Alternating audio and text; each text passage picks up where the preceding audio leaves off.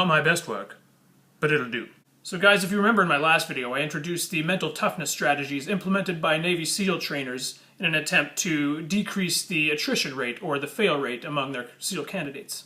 The big four, as they've become known, include positive self-talk, goal setting, mental visualization, and control of arousal. Again, not what it sounds like. Last time I talked about positive self-talk, how what you tell yourself influences how well you perform. Today, I want to talk about goal setting. As an example of goal setting, I want to finish this video. Let's see if I can do it. It's not really the end. Now guys, all of us have goals, whether we've clearly stated them or not. And it happens naturally. For instance, I don't know if this has ever happened to any of you, but there are times in my life when I am in one situation and I want to be in another, better situation. But I don't know, maybe I'm just strange. But to get from where we are to where we want to be, this often requires a focused strategy.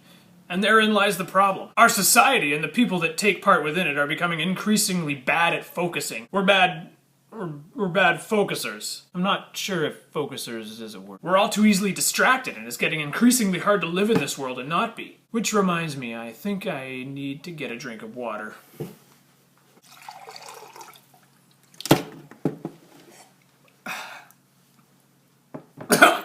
Hold on, I'm just checking my Facebook. Oh, that's that angry cat. That's pretty hilarious. I mean, whether it's Instagram or YouTube, everything around us makes a fairly compelling request for our attention, and it's becoming increasingly hard not to give it.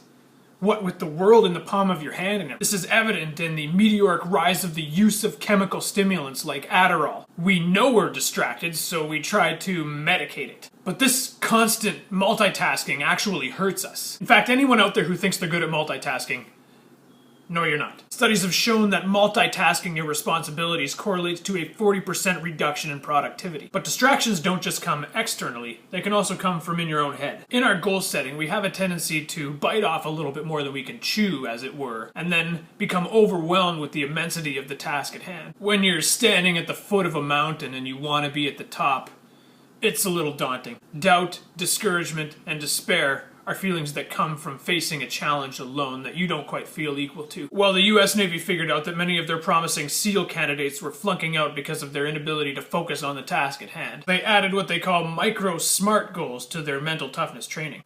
Micro because the goals were small. They taught the SEAL candidates to, instead of making it their goal to get through the program, just make it their goal to get to lunch, or to get to the next obstacle, or to get to that tree, or whatever it takes to get them moving forward. SMART is an acronym. Your goal has to first be specific, answering the questions who, what, when, where, how, and why of your goal. Your goal must be measurable. If it's your goal to be rich, you need to know what you mean by rich. Is it $1 million? $1 billion? Whatever your goal, measurability gives you something to aim at and a way to measure if you've been successful or not. A is for attainable. Your goal needs to be attainable, so probably not $1 billion.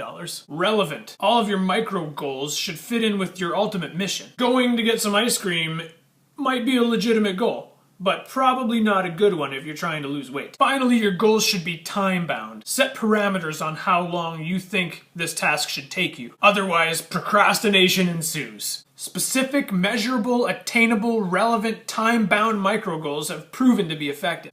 Not just in military training and missions, but also in business, academics, and even creative pursuits. It helps rescue us from our constant slavery to these needless, mindless, life-sucking distractions. It just makes sense. And why shouldn't it? It's in the cutting-edge research, it's in ancient wisdom, and it's written on our hearts. We've been created with a purpose, and we've been given gifts and talents and passions to help us fulfill that purpose. Paul the Apostle said that we should forget what's behind and push on towards what's in front of us. Jesus told us not to carry tomorrow's worries along with the challenges of today. It's God's desire to set us free to live powerful, passionate lives, realizing our potential and maximizing our impact right now. Josh, Ben, and anyone else watching, I love you.